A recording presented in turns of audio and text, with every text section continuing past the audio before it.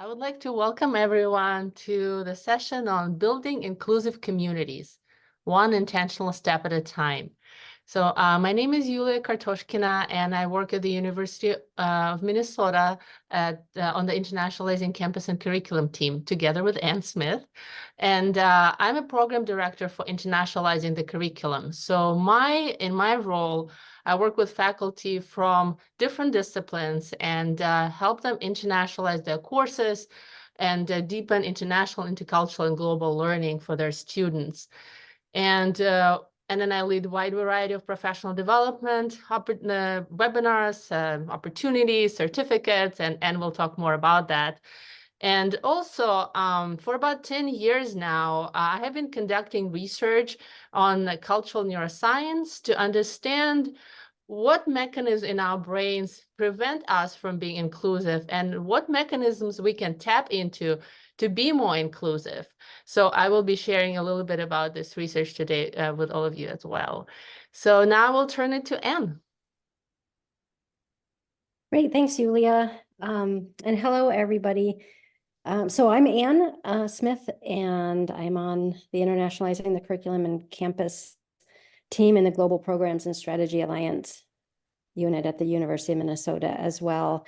And I'm a program director of the International Student Academic Integration Initiative. So my focus has been more working with instructors, instructional staff, around raising awareness around the international student experience and the international domestic student, the ways in which they navigate one another and interactions in the classroom, and their hopes and expectations around meaningful connections. And so supporting instructors in understanding some of that experience that they may not have been aware of ahead of time, and then also providing opportunities and activities that support fostering an inclusive classroom space, as well as promoting meaningful interactions in our cross-national, the cross-national interactions in our globally diverse classrooms. And so Yuliya and I work with faculty at the University of Minnesota in higher education. So we might default to saying students or learners, but we also know that we're all here coming from different areas and doing training and having clients. So we don't mean to exclusively note our context. All of these activities that we share and the principles around neuroscience of inclusion applicable across all disciplines. And so with that, I do want to just quickly say thank you again for being here and welcoming all of you. Yuliya and I recognize that there's a lot of expertise in this Zoom room. There's a lot of diversity present here, experiential life experiences, linguistic diversity, professional and expertise. And so we value that, and we will engage all of that as we believe it will contribute to the richness of what we learn together today. So just moving quickly into our outline for the next, I guess, hour and 10 minutes, hour and 15 minutes. We just want to invite you to type in your name and where you're joining from, just as an introduction, so that we can all see who we're spending Maybe this your time. role too. So I think that would be good to know what role, as Anne noticed, we work with faculty and instructors and also staff at the university, but it would be great to see what your roles are as well. Perfect. Yeah, so just go ahead and just introduce yourselves on chat. And as this webinar is about building community, we'll also be spending some time connecting with one another as well. And we're so grateful that the conference organizers have been able and willing to adapt to allow for a more interactive space. So thank you. I can see some of you have been putting in your introductions. And while you do that, one of the things, we're going to be sharing some community building activities with you today. You'll experience some of them as participants, and then thinking about them as facilitators. We'll talk through a few of them. But before we do that, Yuliya's going to talk about some of the principles of cultural neuroscience on creating inclusive communities. And then we'll move into some of those activities that actually are things we can do to do that. But we wanted to just quickly share with you, and I was seeing if I could. We'll share a link with you to our website, our office website, because we just wanted to give a little context as to how we came about. In fact, I just put a link to our website in, and hopefully that won't be too distracting, but just as a way, like one of the things that we do, and our focus again is in the classroom with instructors. But we wanted to provide instruction and sort of the practical. And so some of our, the learning and using names, finding common ground, 7-word story. And if you look at the website, there's about 30 webinars. Most of them are 30 minutes long. These 3 that we're going to share with you today are also the kind of little quick nuggets and activities. And so we run through them quickly with University of Minnesota instructors. And we're also opening them up to external folks as well. But we really wanted to have like short, practical webinars that would allow for us to introduce very simple, very versatile, high impact evidence-based practices that could help when, you know, our instructors will go to workshops and conferences and say, oh, okay, you have to be intentional about building community. You have to be intentional about being inclusive, because if you're not being intentional, then we're leaving some people out. But then it was sort of like that missing piece of, okay, I'm on board with that, but how do I do it? What can I do? I'm teaching physics, or I'm working with, you know, a team of poets, you know, like in whatever capacity you're doing this, like, how do we do those things? What are some ways that we can do those? And thinking about, in terms of thinking about instructors, they always have that tension of, we have so much content to go over. How can we build some of this in? And so much of this is just really simple. They don't take a whole bunch of time, but they're super high impact. So that is what we're going to be doing today. And we'll do some wrap up where we get to hear all from you all as well, for what you've done to build community, and also some Q&A time. And with that, I will turn it over to Yuliya.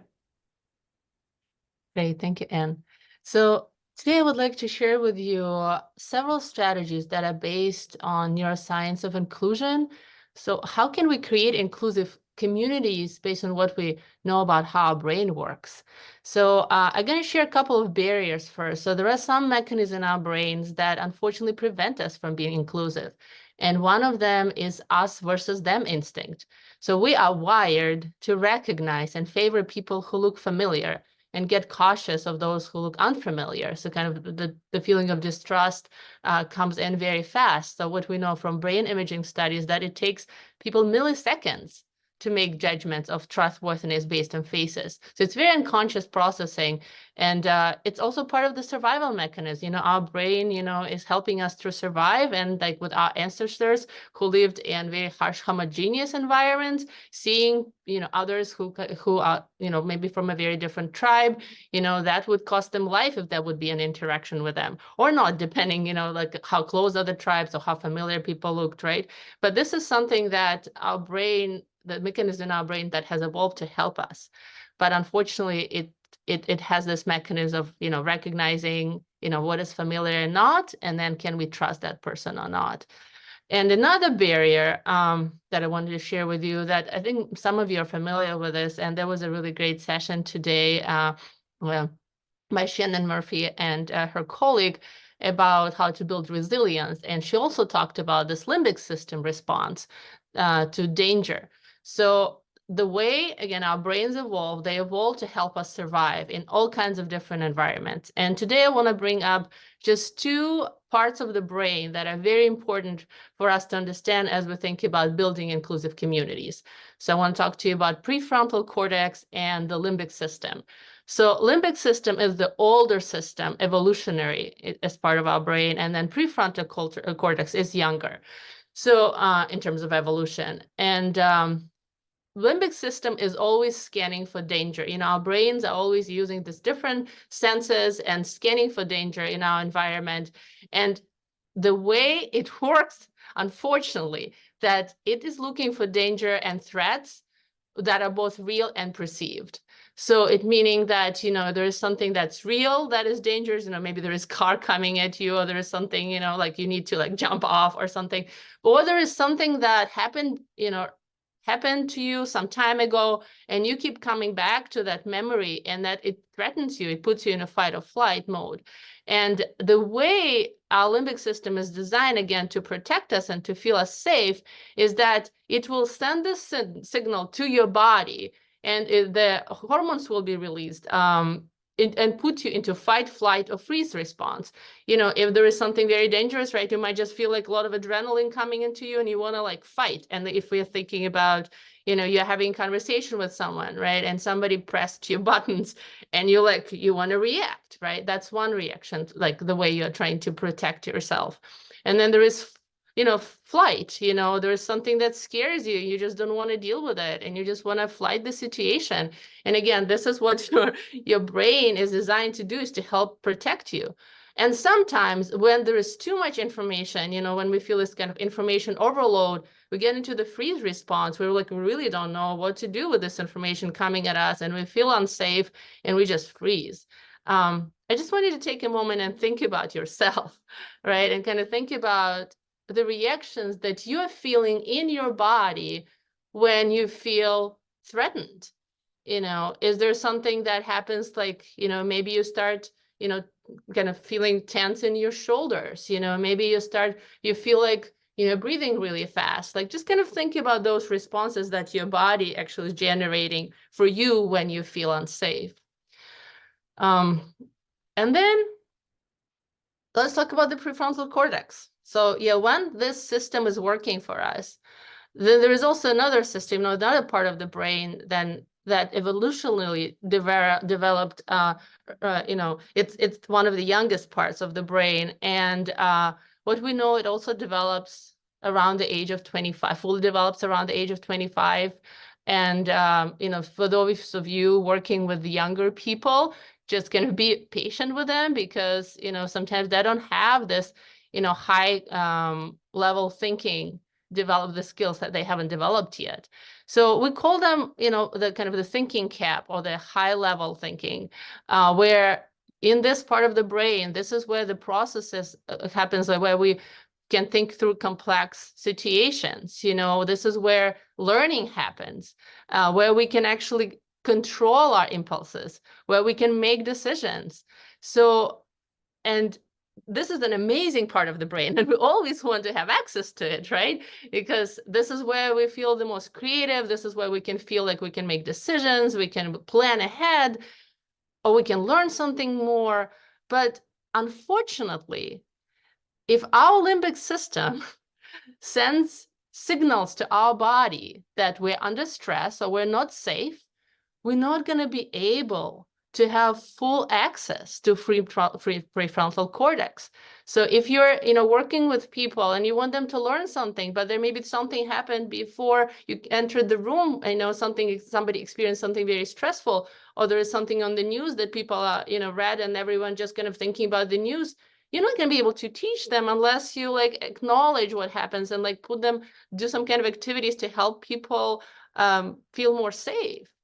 And this is very important for us as intercultural trainers, is that it's very important to build psychological safety for people we work with. Otherwise, just think about yourself. It's when you're stressed or when you don't feel safe, it's very hard for you to want to connect to another person, right? Because you're basically trying to get out of the situation or get out of this uncomfortable feeling.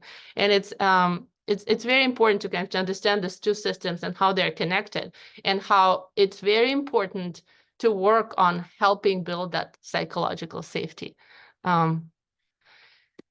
So let's go to another side.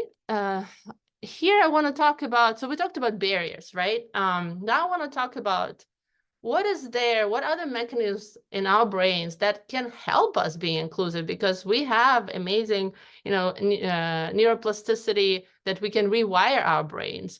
And we can also expand the us circle. And we should do that, right? Because our environment is not homogeneous anymore. It's very diverse. So one technique to help others to expand that us circle is to help connect to our unique motivation about why do we want to connect to other people? Why is it important for us to be part of the community? And this is also to understand that our brains are uniquely wired. You know, what motivates you might not motivate me, right? So you can offer some motivation to people you work with, but it's important to give them time to reflect on their own motivation. Why would they want to do that? Why would they want to rewire their brain? And so they need to see more benefits rather than threats in connecting to others. Another thing, again, as I said, you know, neuroplasticity is very important. So the way our brain changes, right? Our ability of our brains to change is that we can build new neural pathways. So neural pathways is about, you know, we have neural cells. We have cells in our brains. They're called neurons, and they create connections with each other. So the more connections, this is kind of the neural pathways is established, and then this becomes kind of our mental model, or like this is the operational tool that we can work with. And what's important is that we need to constantly practice new ways of thinking and behavior. So let's say you had an insight of how you can be more inclusive, or you had an insight of how you can help others to be more inclusive, and you just did only like one workshop, or you only talked about this once. But in order to rewire yourself and others, you need to constantly practice new ways of thinking and behavior, because our brain, it takes about, what we know from scientific research right now, about 21 days for the new neural networks to start forming, and about 2 months to solidify them. So constant practice is very important. So again, like, how can you encourage others to be more open-minded or sensitive? And what will it look like in behavior, right? And then how can you, for example, help others being better listeners? You know, that's another way, you know, another way to help others to be more open-minded, and that's a way that shows up in a behavior. So, and another piece is that the limbic system can be calmed. And I think many of you have experienced that yourself, right? You already have some tools to calm your limbic system. And usually it starts with awareness, right? You kind of notice, oh, I'm getting very stressed out, and maybe I shouldn't be, because this is not a real threat to me. It's actually preventing me to be more, you know, inclusive or connect to somebody else right now. So what can I do right now to help myself, to help my limbic system to calm down and recognize that there is no threat, and I really want to be connected to my prefrontal cortex? So here I have just a couple of my own examples. I actually wanted to engage you right now and see if you would like to share in chat just a couple of tools that you use to help calm down the limbic system. And then then I'll talk about what I use and what works for me. So yeah, just a couple of ideas, like what helps you calm down fast? Yes, breathing. Yes, breathing is a really great tool, Rob. Thank you for sharing. Yeah, it brings more oxygen, you know, into our lungs and into our brain. So it's taking a walk. Yes, focus breathing. Yeah, holding patterns. Yeah, all kinds of breathing techniques to calm down the system. Yoga. Yes, connecting to our bodies. Yeah. Great examples. Thank you so much. And yeah, like what I have for us too, and like if you want to explore it, I actually got more interested now into different breathing methods. You know, there's one is a box breathing, where you breathe in for 4, hold for 4, breathe out for 4, and then you hold for 4. So I encourage you to tap more into that if you want immediate result, like how you can really immediately get into the calm mode. There are all different kinds of, you know, breathing techniques. Somebody wrote about different senses. Yes, connecting different senses. And what you notice, yeah, like there is a tool, like thinking about 5 things that you can notice around you. It's either, you know, you can see or can smell. And then basically what you're doing, you're refocusing your brain and engaging different parts of the brain. So you're telling your brain, instead of like getting stuck in the limbic system response, you're like, let's look, you know, at this beautiful flower or this tree. You know, taking a walk is good because your brain gets stimulated in many different ways. So thank you so much for sharing. And this is, again, something that it's important that you share with, with people that you work with, right? You want to help them to calm down as they are, maybe they're working through challenging situations, or there is a conflict, how do you help people, take a break, calm down, and then re-engage in a new way? And just the biggest piece, I think, that I want to emphasize, and we will be coming back to it through our workshop, is that really trying to establish psychological safety. Because this is the only way, really, how we can be effective and inclusive team members. And by feeling safe, as you already know, right, we will disengage the limbic system and turn on prefrontal cortex. And that's why we prepared many different icebreakers, and Anne will be leading us through them.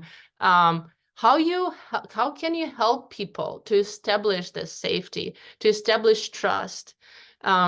And there's really great research, and we're going to share resources with you that if you don't know, Google conducted research about how to create effective groups, successful groups. And the biggest part of the research was that by establishing psychological safety, by taking time to get to know each other on an authentic level, will really help, disengage the limbic system, will help, tune into trust, and then you'll feel safe and you'll be more willing, to open up and connect.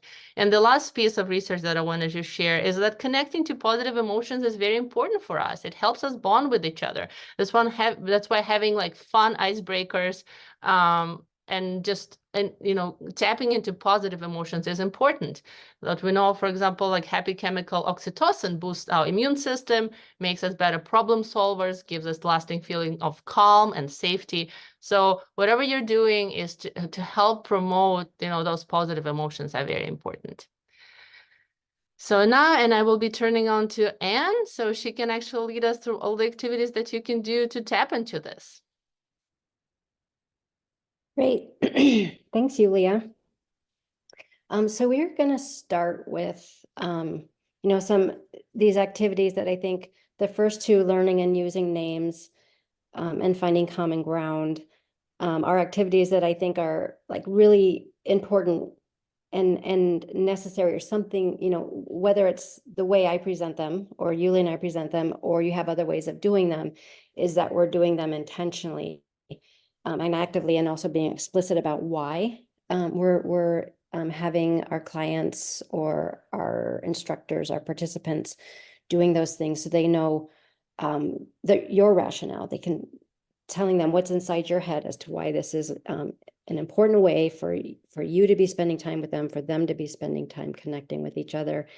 And then I'm hoping we have time for a 7-word story, because I think that is a great, thinking about if you have a group of people you work with over time, over like a conference like this, or a long retreat, where you can start with the learning and using names, finding common ground as a way to break the ice and connect with each other.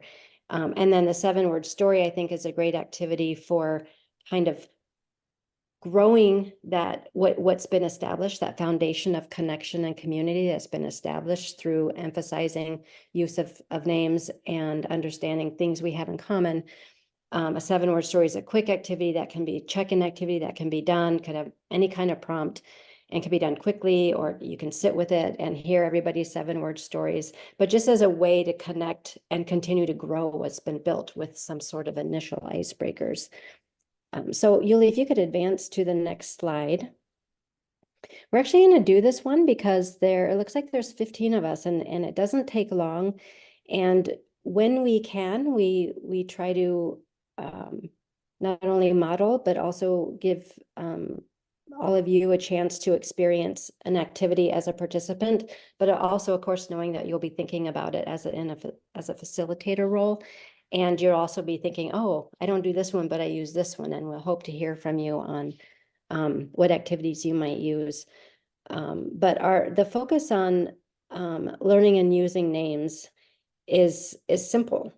I mean, learning and using someone's name is the first step in building a relationship. And when somebody calls us by name, we're connected. We feel seen. We feel known. I like this quote from Dale Carnegie: "A person's name is to them the sweetest, most important sound in any language." And this is maybe sort of a foundational and sort of an obvious activity or practice. But I think sometimes we forget to do it, or if we're working with clients. I know for me, when I've been in classrooms with instructors, they've worked really hard most of the time to learn and use students' names, but having instructors help students or learners or clients learn and use each other's names also helps to build that sense of community in the classroom, that sense of I'm part of this space. And so this is really important to think about and talk about. One, what are some ways we can signal and model that value of community and connectedness, and doing it in a way that doesn't further marginalize any one group. And so that means that we need to be learning and using names as our clients, as our learners wish to be called. And so I love this name, greet, name activity. I observed it.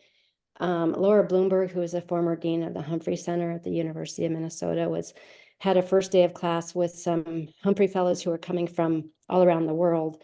And so this was when I observed this, and I just thought it was such a simple, quick activity, but what it allows for is each person to say their name twice as it's pronounced. So we all get to hear it twice, and we all get to say it once. So we get to practice doing it.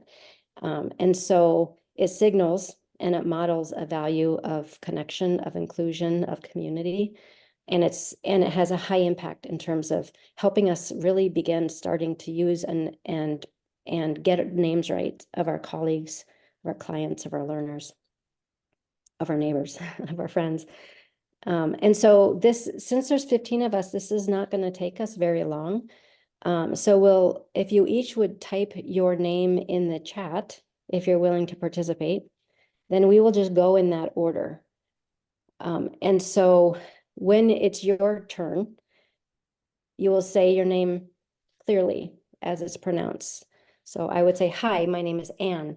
And then all of us, you can turn your microphones on. And the next step is we all greet each other using the pronunciation that we just heard. And then this step 3 would be, I would say Anne. So you hear me pronounce my name twice and you practice pronouncing it once. So this is terrific. Thank you all for being willing to participate. In my chat, it looks like Amy Rausch, you're up first. So remember, we're all participating in this. So in step 2, our microphones are off and we're going to greet one another. And then third step is we say our name again. Hello, all. My name is Amy. Hi, Amy. Hi, Amy. Hi, Amy. Hi, Amy. Thank you, Amy. Perfect. Hi, my name is Michelle. Hi, Michelle. Hi, Michelle. Michelle. Hi, Michelle. Hi, Michelle. Michelle. Hi, my name is Jerry, spelled J-E-R-I. Hi, Jerry. Hi, Jerry. Hi, Jerry. I'm Jerry. Hi, my name is Alex. Hi, Alex. Hi, Hi, Alex. Alex. Alex. Hi, my name is John. Hi, John. Hi, John. Hi, John. Hi, John. John. Hello, my name is Ford. Hi, Hi, Ford. Ford. Ford. Ford. Hello, my name is Stephanie. Hi, Stephanie. Hi, Stephanie. Hi, Stephanie. Stephanie. Stephanie. Hello, my name is Rob. Hi, Rob. Hello, Rob. Hi, Rob. Rob. Bill. Hi, Bill. Hi, Bill. Hi, Hi, Bill. Hi, Bill. Hi, Bill. Bill. Hi, my name is Olga. Hi, Olga. Hi, Olga. Hi, Olga. Hi, Olga. Hi, Olga. Hey, Olga. Olga. We might Hi, have my skipped name a is few Roxanne. names. I'm sorry, am I going out of order? Nope, go No, ahead. we Go ahead. we skipped a few. I Yeah. thought so, okay. Hi, my name is Russ Ann, and it's Russ and Ann put together. Hi, Roseanne. Roseanne. Roseanne. Roseanne. Hi, my name is Yuliya. Hi, Yulia. Yuliya. Yulia. Yuliya. Mhm. And I think Bill and Olga, you already went, so I think everybody. I think Barbara. Oh, Barbara, thank you. Hi, my name is Barbara. Hi, Hi, Barbara. Barbara. Barbara, Barbara. wonderful. And I see Michelle shared how, I like how you said how it is spelled, Jerry. I'll add that as people regularly spell my name incorrectly. So, and Anita, no problem. We're glad you're here, and hopefully you, even as observing this activity, had a chance to kind of get a sense of it. And for those of you who shared your name, one instruction you can say, and I believe, Roseanne, you sort of did this as, hi, my name is Anne. It rhymes with Pan, or you combine the word Russ and Anne, and that's how. So if I have taken that out, like, yeah, if there's a way to remember it, but sometimes people get stuck on that and really try to think about it. And really what we just want in this activity is to hear how you pronounce your name, and some way to remember. Yep. And Olga, I liked how John pronounced and showed his name with a hand. Yeah, that's really wonderful. So that's the name, greet, name activity. That's one way to help yourselves learn names of people you work with, spend time with, and as a way to help those people learn one another's names. So that's one very practical, simple, high impact way of doing this.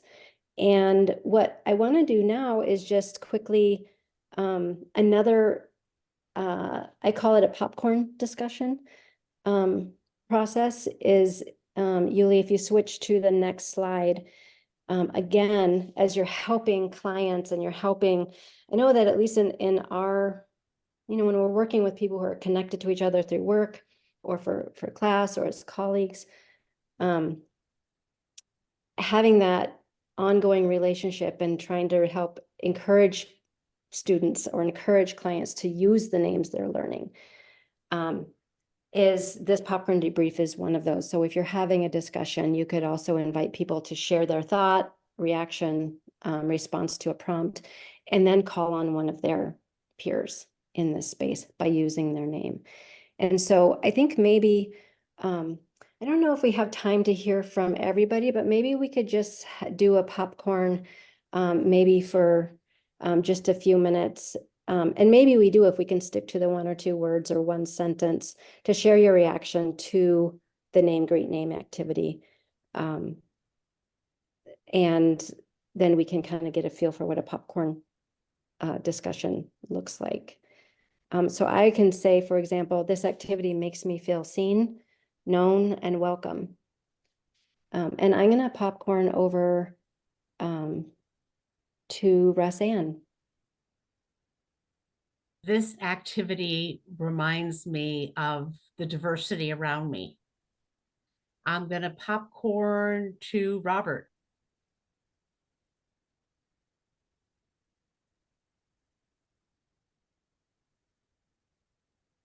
Rob, you're on mute. Of course, the ever-present problem in Zoom. So, so actually, it's Rob, which I always like to remind people is. Oh, I apologize. That might have been towards me. Robert. Oh, okay, there's apologies. I think that popped over to me. I'm just a moderator. So if Rob wants to take that question, he absolutely can. I'm just gonna mute myself and y'all continue having a great time. Great, thank you. Oh, great. Thanks. Sorry. Yeah, I was to say I didn't hear Robert in the go around. So I always like to, since I've already said that, yes, I'm Rob, just Rob. And I always like I always say that it makes people feel happy to hear their name over and over again. So I say that a lot of times. So yeah. And you can I'll popcorn over to Alexandra. Great. Yeah, I'll share that it was simple, but a simple way to feel connected with everyone and a kind of a sense of community of doing something together. And I will popcorn to Yuliya. Yeah, this activity makes me feel kind of warm, the sense of warmth, sense of, we all share space, and then it's I know that sometimes people mispronounce my name, or they're sometimes very confused how to pronounce my name. And I feel like this activity really helps me to educate and also, make me feel like the people are taking, an effort to learn my name. So, and I will popcorn to. Actually, Yuliya, do you think, I think let's go ahead and move on so we can get to our next activity, but hopefully with just a little bit of an example of what a popcorn debrief can look like. Again, it's just a super simple way to organize or facilitate a discussion that helps those who are part of that discussion get comfortable using and also being here to hear their names in that group where they'll feel more included and seen and part of the community. But if it's okay, I wanted to move, we have a few more activities we wanted to do, and I don't know if anybody's familiar with Anbu.London, has a great resource that he calls How to Respect My Ethnic Name. And I pulled this, you can see the QR code that will take you there. He's got a nice video and resources. And I pulled one part of that resource here, just sort of as a reminder of things. And again, that why, like, things to never say, which, I'm never going to remember that. Or do you have something shorter for that? Or can I just call you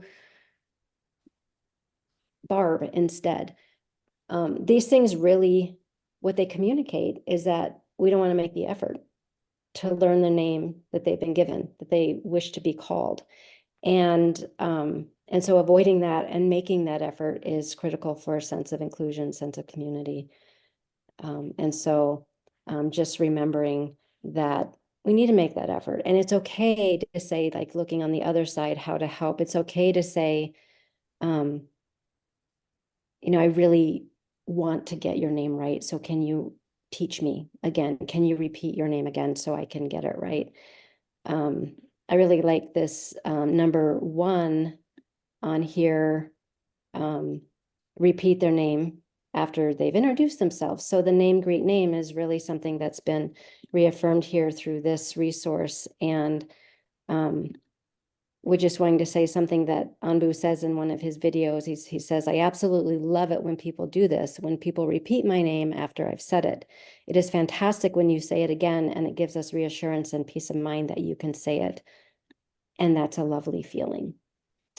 And one thing I want to note about this is we all have ethnic names, and we all have names that can be hard for somebody else to say. So this isn't about any one particular person or group of students, for example, from one country or another. This is about how I know my name's so simple, Anne, but I know my friends who speak Spanish, the "a" sound in my name isn't a sound that they make in the Spanish alphabet. So Ana would be more comfortable, but my name is pronounced Anne, so they have to practice that. So just a reminder, we all have ethnic names, and we all have, it's important that we're all included in this effort to learn and help each other learn names. And we can move on to the next slide. I think this is just where maybe we can, of course, there's lots of resources for doing this, and there's lots of different ways of doing it. The important thing is that we remind ourselves that we need to put this effort in, even if it means taking some time, investing some precious time that we have with clients or that we have with learners. But just wanted to pause maybe for a couple minutes to see other ideas you all might have, or reactions, or little nuggets of wisdom that you'd like to share as it relates to this topic.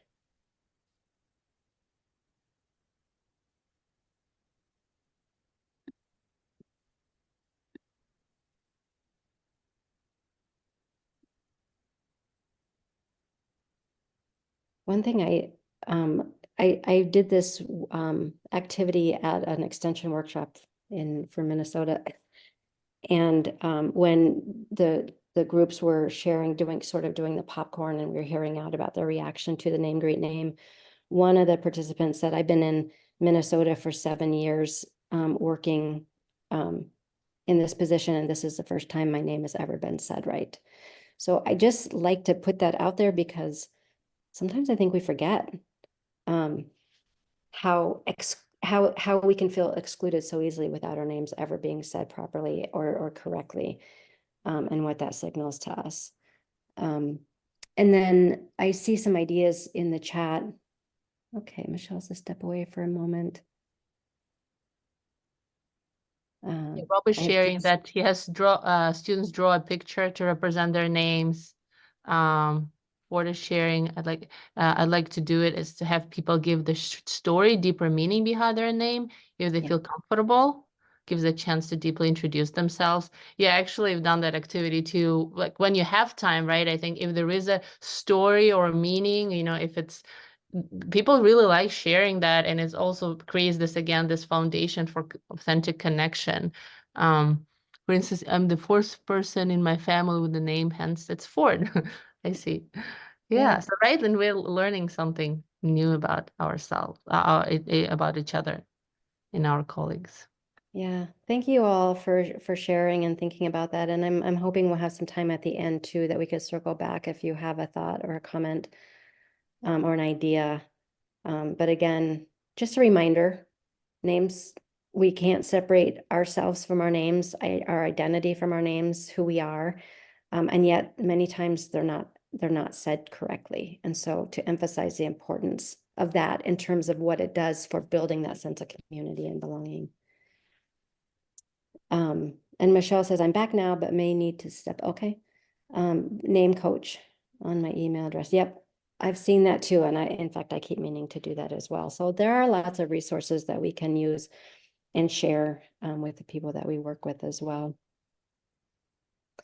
And we're going to move into finding common ground. I think as Seatarians, this might not be surprising. Of all the, this is one of the icebreaker activities that we introduce to instructors, instructional staff in our workspace. But of all the different kinds of icebreakers that we could have uplifted and introduced, we chose one that we call Finding Common Ground, which is completely based on intercultural theory and this idea of how can we connect, find commonalities before we move into to learn about differences. Because like Yuliya mentioned, our brains are really hardwired to see difference, to fear difference, perceived or real. And so how we can train ourselves and train people that we work with to kind of think about, okay, I'm in this group, this new room with a group of new people. I must have things in common with them. Let's go there. And so having this activity that instructors will do, and I love sharing that at the University of Minnesota Twin Cities, the general chemistry labs have invested time in their first day of class to help each they have high stakes, long-term groups in their chem labs, but giving them time to connect and get to know one another before they're instructed to do some experiments. So this is applicable in all settings and across all disciplines and across all professional settings and personal settings as well. But one of the things that I like to highlight and name, and Yuliya and I do this a lot, is a really important aspect of what we do and being effective communicators, being explicit about what we're doing, why we're doing it, and what our participants, our clients can gain from it, why they should invest in it. And so what I might say, what that might sound like for me is the reason why I'm asking you to participate in a getting to know you activity is because, so I have highlighted those, is because the reason why I'm asking you to is because I don't think we can say those words enough.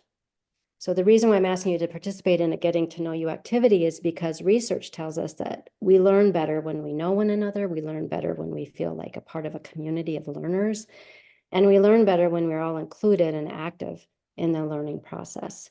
And learning is a social process after all. So that might be something I might say as an instructor, thinking about as intercultural trainers, for example. We might say the reason why I've chosen this finding common ground is because that really is a first step in an important step in building relationships and building connections and learning about each other, is sort of building this bridge to one another through commonalities. And so, Yuliya, if you could move to the next slide. We're actually not going to do this one, but we're going to just kind of walk through how this would be an instruction for what, just sort of writing out instructions. I always invite, when I will put participants in groups of 4, reminding them to introduce themselves. So this is, again, another chance for them to say their names to each other and hear them and practice them. And I say that as an explicit way of saying, don't forget to use names. And then a reporter, if you want them to share out to a larger group, and then sort of find 2 or 3 or 5, how much time you have things in common. And then it's like, if there's time, take some turns sharing something that might be unique about yourself. So this is then students will be put in groups, if you're, in person or in breakout rooms, and giving some time. We were, and then the other thing I do, Yuliya, if you move to the next slide, is just sometimes groups have harder times finding ways to connect. So I sometimes will share just some, like, here's some ways you can start your conversation. Some groups just jump right in and it's super organic and natural. Others are a little slower in getting into this. So this can be sort of a helpful way of just giving some ideas. And I always say, have fun with this. Like, the whole point of this is for you to connect with each other and build your personal and your professional networks. So, this is about having fun. It's about connecting, share your names, and don't get stuck on, we're all here. What we have in common, we're all here in the CTAR conference. Like, we already know that. And that's something you can say. We know we have things in common. We know we have some values that align because we're here in the CTAR conference. So you can name some of those things where to, maybe give some added confidence to the groups and be like, okay, we do, that's right. We do have commonalities already. And now let's have some fun digging into this activity.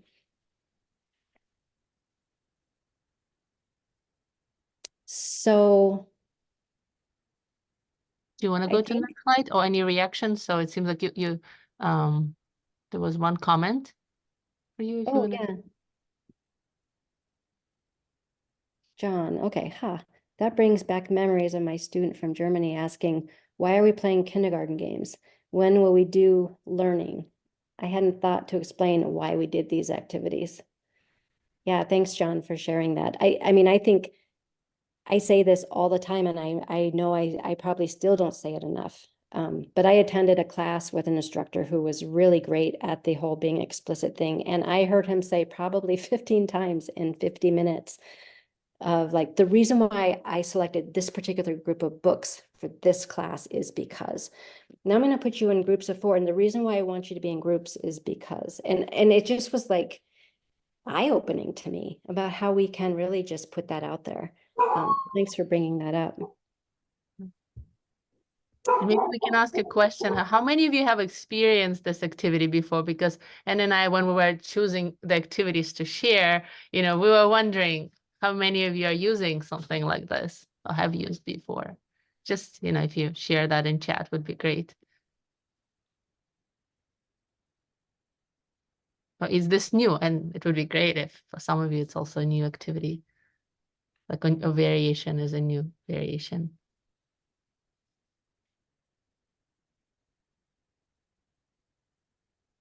Great. Bill is saying it's new. Yeah. Wonderful. Are there any questions or additional thoughts on this activity? I see things coming through in the chat. Oh, lots of things.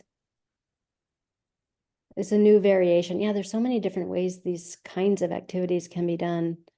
I do have students do intros with the visual about names. I like focusing on common interests because it's also encourages outside the classroom community. Absolutely. And I name that too. Like, I'll say, because I'm working with instructors, I'll say, remind them that they're here to build their professional and their personal networks. Like, give them that nudge of, like, you're here to make friends and have fun. Mm-hmm. Oh, good. I use this, Michelle, with students in their introductions.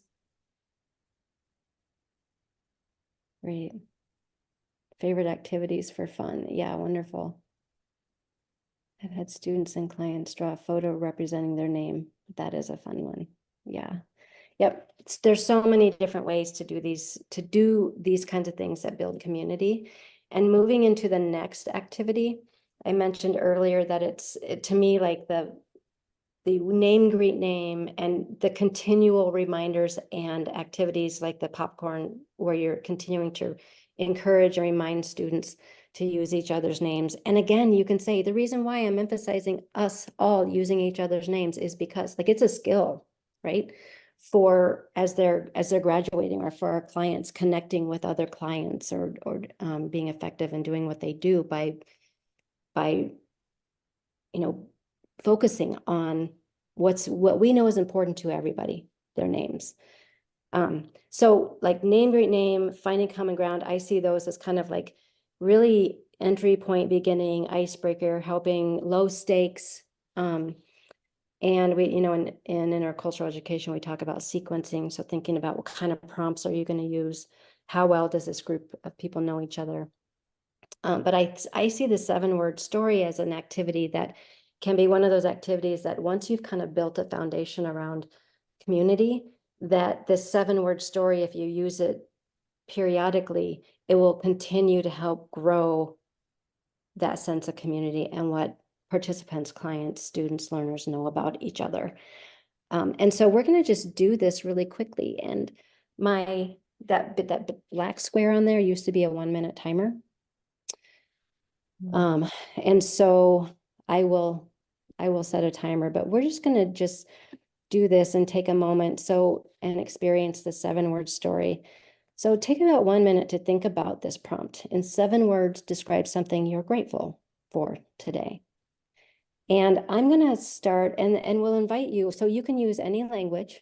We know that there's likely many languages, linguistic diversity here today, and we value that, and encourage you to use the languages that will help you to express yourself. Ignore grammar construction. Really, this is just about sharing. You can put 7 random words together. You can make 7 words that rhyme. You can do whatever you want. You can combine languages, have fun with it. And I'm just going to set my timer for 1 minute. Yeah. Just so, again, to model think time, because this is another really inclusive practice that we do intentionally. We're thinking about our students who are learning English as an additional language. We're thinking about clients who are working in a 2nd or 3rd or 4th language. We're thinking about internal processors who need to think before they speak. This is also, think time is really valuable for those people who are comfortable thinking out loud. So in 60 seconds, I will let you know, and then I'll invite you just to type your 7-word stories into the chat if you're willing to.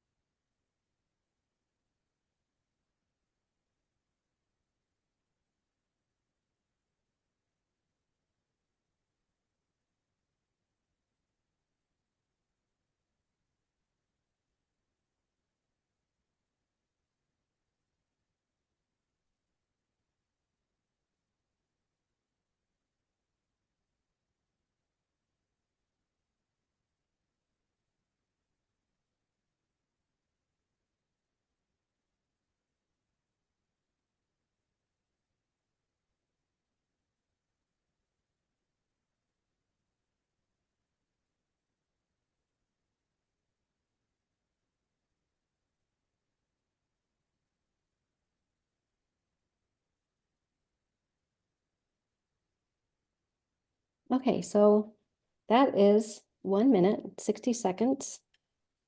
So if you have 7-word stories that you're willing to share, just go ahead and type them into the chat. Wonderful. And we're not going to spend a whole lot of time debriefing this, but I'm going to read a few of the 7-word stories, and then we'll talk about the different ways it can be debriefed or used to further connections and community building, and just getting to know one another. Because I think as you read 7-word stories, you'll find that you learn in 7 words a lot about people. And you might have more questions for them that you can follow up on in a breakout room or next time you see them. And I encourage that with students. I'm like, if you heard something and you want to hear more about it, you know, during the break or tomorrow, next class, go and ask. This is how you build connections and networks and friendships. So, oh, I keep pushing repeat. So every minute it's going to give me. So Amy, thank you. I appreciate this very mild winter. Yep, Minnesota, we're having a warm winter. Steph, after a long week, grateful it's almost a weekend. I think we're on the same wavelength. Steph, Rob, bright sunshine brightens, lifts mood, engages mind. Yeah, wonderful. Olga, attend CTAR, see my daughter's ski race. Yeah, so now we know Olga has a daughter who likes to ski, so we could ask a lot of questions about that. My daughter, nature, art, community, sunshine, possibilities. Thanks, Yuliya.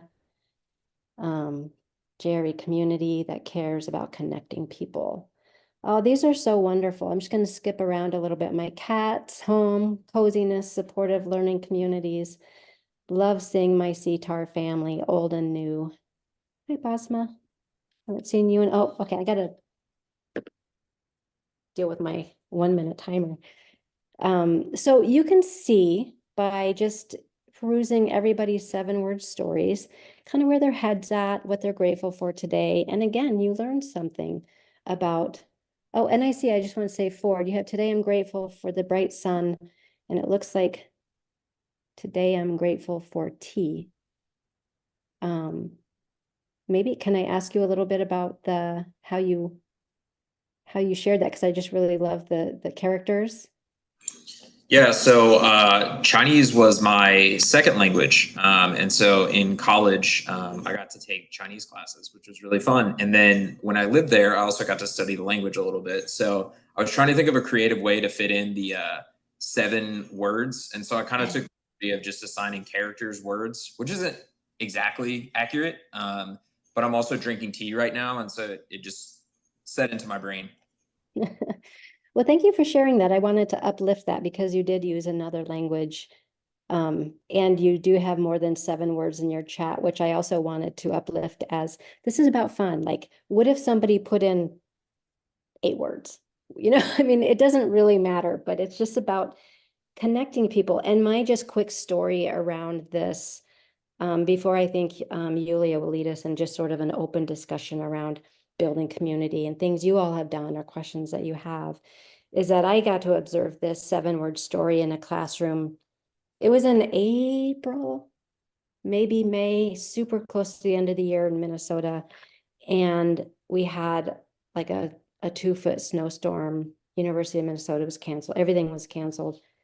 And the day after the classes were closed, I was observing this class and the instructor said, in 7 words, tell me about your snow day.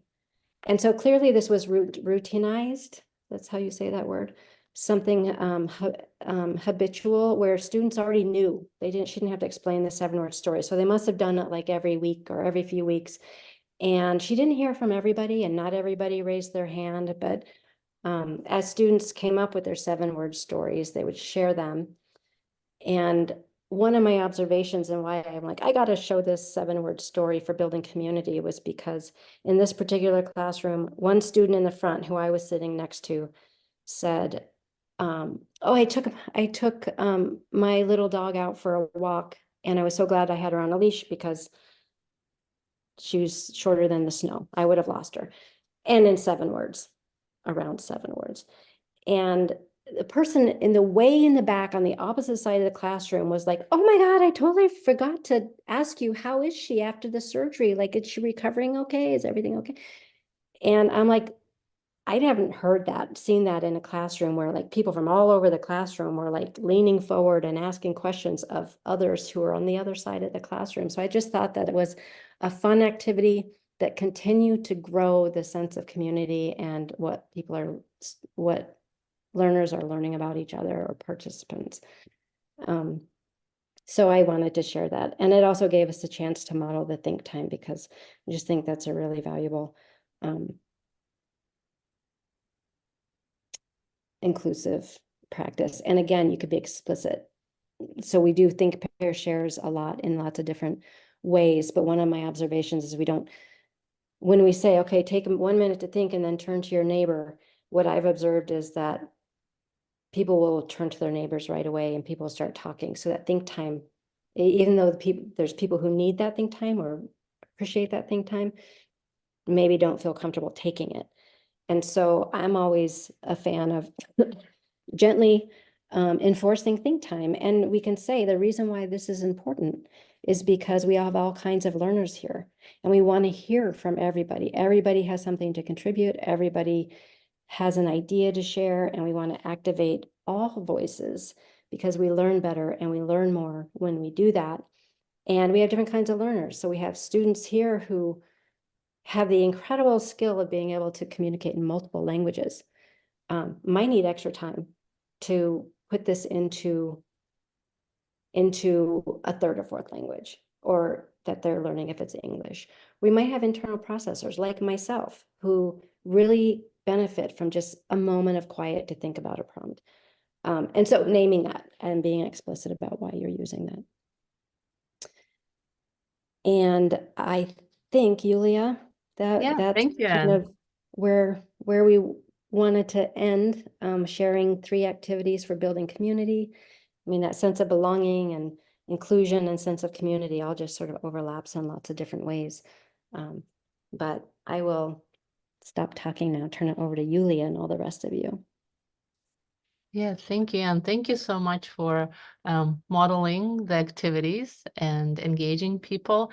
So I hope Anne demonstrated to you, coming back to the message that we're putting up front at the beginning from the cultural neuroscience, how important it is to build safe communities, the feeling of safety, the feeling of you can speak out, you can share, right? So hopefully these activities will, now you have a bit more tools and understanding why this can work because you experience them. Hopefully right now you're feeling more calm, more positive, right? And if we had another hour, we can put you in small groups and the conversations will continue, right? And this is the whole idea of us as we are very intentionally trying to build inclusive communities. Is important to be very thoughtful about what kind of activities we put together, how Anne mentioned, starting with low stakes where people can really share what they want to share, what is fun, right? And then something very simple, but also something very profound where you can say like, oh, I can share this about myself and I want to learn something about you, right? And then I feel, I can open up. And also what we know from if you read the research that I mentioned before from Google Groups, one of the elements of what makes a group effective is psychological safety, yes, but also where groups take turns to share. So each person in the group activates their voices. So what Anne demonstrated today, all these activities include that, right? So I want you to think about how, you're doing something like this already in your work environments. And we want to open up the space right now to activate your voices where if you'd like to share with us any other community building activity, because we recognize there is so much expertise in the room. And also if you have any questions. So I would like to open the space right now. And if you feel comfortable sharing with others, because I think we all like to learn from each other. I think that's why we're here. So yeah, we'll just like to open, if you'd like to put something in chat or if you'd like to unmute yourself, please do.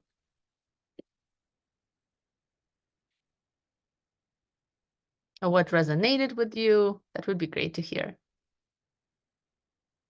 And I see a question from Alexandra. Any ideas for an activity for a large group that's only one session? Yeah, that's a great question because context matters. And are we in groups with a cohort where we getting to know each other and in the same group for a semester, or we're here in a conference but coming and going from different. So all of this really matters. And And I think I'm going to answer that question with an it depends. And hope that maybe others might jump into, sort of depends on what your goals are for that one, what your topic is and what your goals are for that one session. Because you could still do these activities, and again, being explicit of like, I know we're not going to be meeting again, but the reason why it's important that the reason why I'm investing time is to have you connect with each other is because, you know, whatever that reason might be. And It's maybe been it's been a while since I've done this, but for large groups, I've used the thing. It might be MetMeter or one of those where people can, like, you have them go to a site where they just type in a word, like they could do it from their phone or something, and it puts up a word cloud. But it would have to be a really pointed question kind of thing. So, and that way everybody can engage. And it's a nice, word clouds are a nice way to invite people to engage in anonymous ways too. And there's reasons for why you might want to do that too, sometimes. Yeah, thanks, Rob.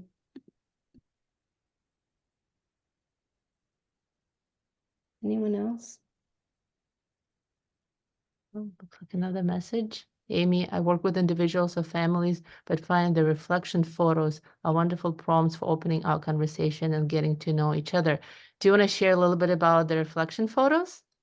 That sounds Sure. interesting. Yeah, those are an Ann Copeland product, but I know there's others. But they're just a random collection of like 100 photos on nice cardstock, and we just lay them out and ask a prompt question about what was your journey like getting to Minnesota, so they can pick several photos and then it tells their story. Mhm. I love that. That's beautiful. Yeah, using, other photos, other images. Yeah, very symbolic, right? Yeah, Great. absolutely. Yeah, it really, really opens up people to talking so much more about, especially as you're working with somebody to get to know them, what are their issues and concerns from the beginning of a training. You kind of get to know what they're worried about, maybe, or what they're excited about, both. Yeah. And Michelle, do you want to share a little bit about the gratitude exercises and the positive motivation? I always like to start with a positive.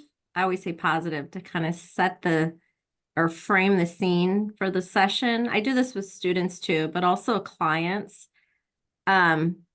where it could be like similar to your exercise, or I have one around, like think of a positive role model or a positive mentor that you've had in your life. Could be at any time, could be an informal or formal relationship. And for them to just share who it was, when it was, to give some context, and why it was so meaningful to them. Like why that person was meaningful, or why the mentor relationship was meaningful. And then the other one is around a motivation. So share something that you were really motivated about and there was a positive outcome.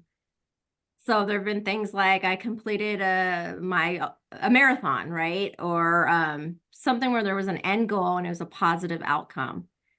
And it may not be related at all to the session or whatever the topic is, but I find that those positive kind of and it's all about storytelling and hearing about lived experiences, really helps frame the session.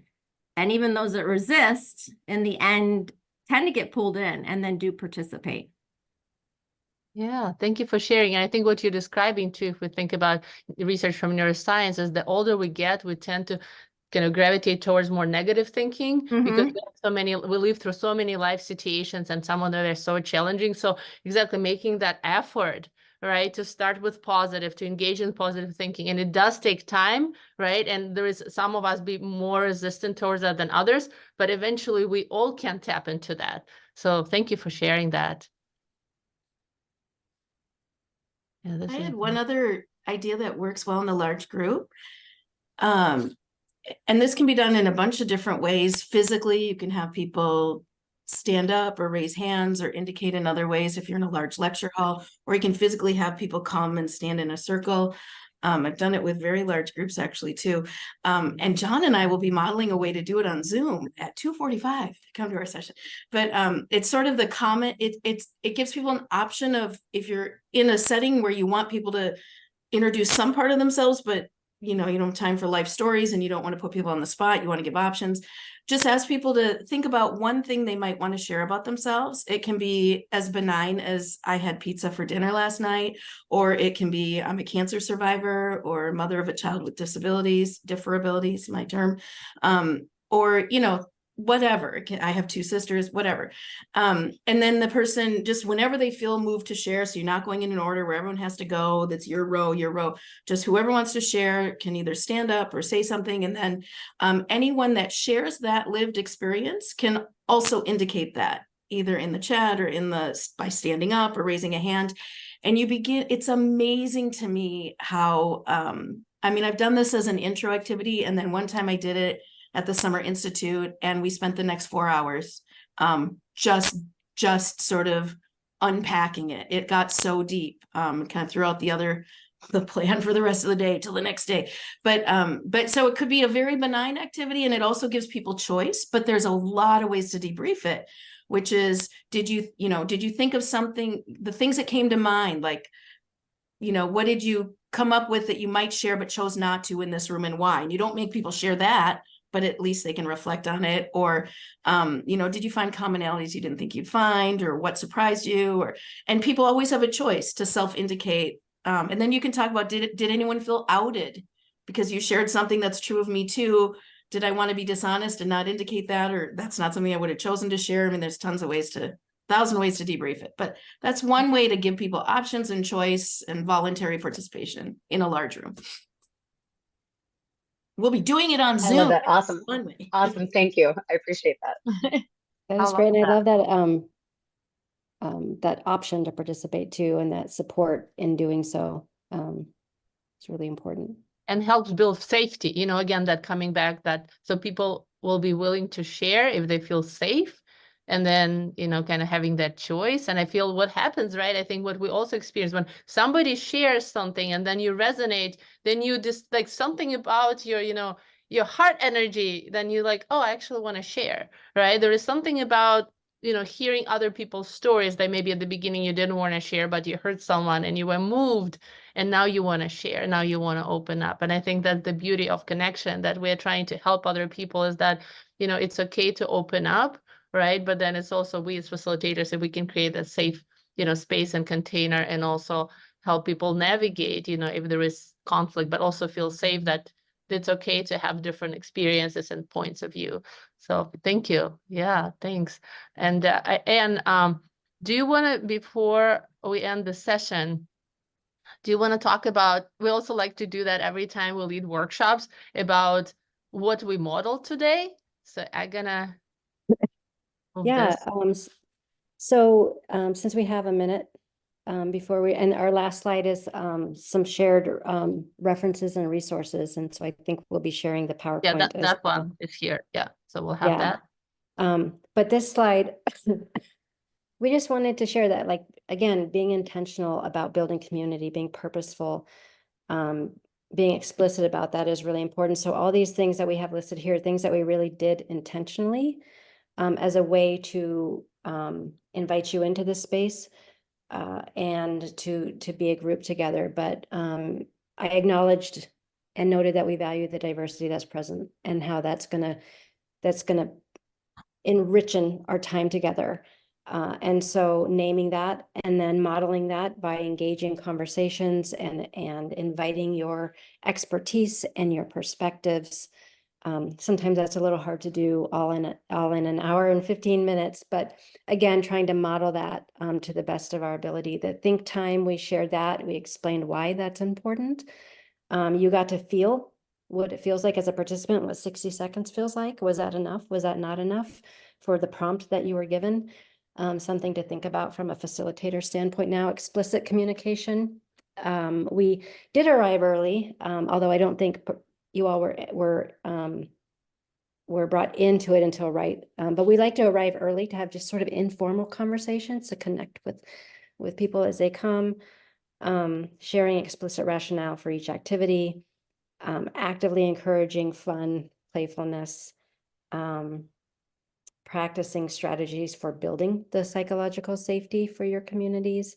And then for all of us navigating ambiguity with the Zoom and the different setups, and all of us, like, just really wanted to acknowledge that, one, there's been a lot of ambiguity, but just really appreciate everybody here, the conference planners, the tech folks, Robert, for just continuing to make us able to connect in this way, even in the face of new technology, trying new things. That's part of the work that we do too. So thank you all. Yeah, thank you. I'm gonna stop share so we can see each other, and thank you everyone for coming. Hopefully it was a useful session for you, and have a wonderful experience.